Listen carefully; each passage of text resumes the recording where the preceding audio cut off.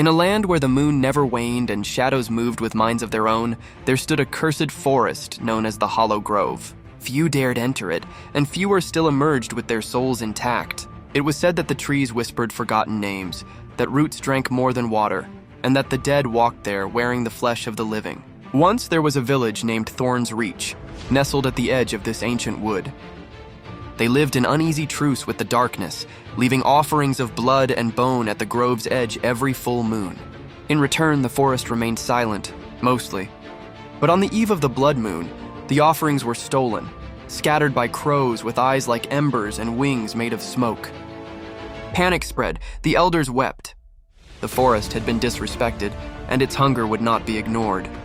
Among the villagers was a girl named Elira, a blacksmith's daughter with a scar over her heart from a fire she couldn't remember. She was stubborn, brave, and carried the scent of iron and ash wherever she went. When the darkness began to seep from the trees, taking children in the night, twisting animals into hollow-eyed horrors, she volunteered to enter the grove and make things right.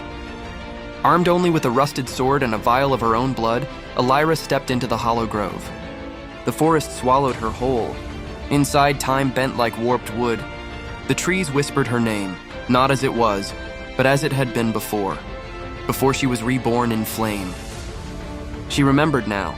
She had once belonged to the forest, offered as a child to seal a pact. But the fire that had scarred her had broken the bond, turning her into something in between, not quite human, not quite forest-born. Deeper she went, past weeping willows with teeth, across rivers of tar, until she found the Heartroot, a twisted, living altar where the forest's will dwelled. A pale figure waited there, the Hollow King, wearing a crown of thorns and flesh stitched from the lost. His eyes were empty voids, yet he knew her. "Elira," he said, "you left us, burned your soul to escape. But fire does not destroy, it purifies. Come home." Elira raised her sword, but the steel sang with the voice of the forest. It remembered. It turned in her hand, vines crawling up her arm, whispering, pleading, but she did not kneel. Instead, she took the vial of her own blood and poured it on the altar. "I offer not submission," she said, "but defiance." The grove screamed.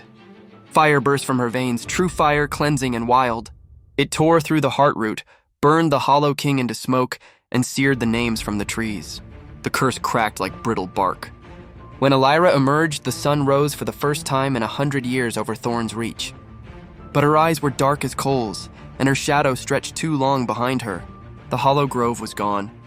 Yet a new fire watched from the trees.